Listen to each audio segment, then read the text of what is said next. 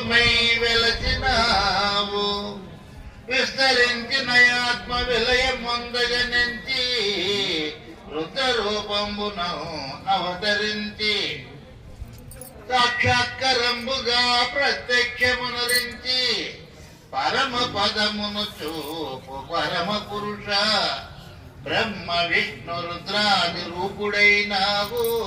గురుదేవ, బ్రహ్మ విష్ణు రుద్రాది రూపుడైనావు.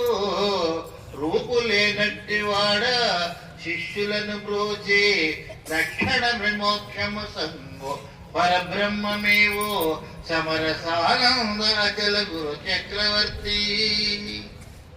సవారందరికీ మా మనవి. మాది ఏలూరు నివాసము.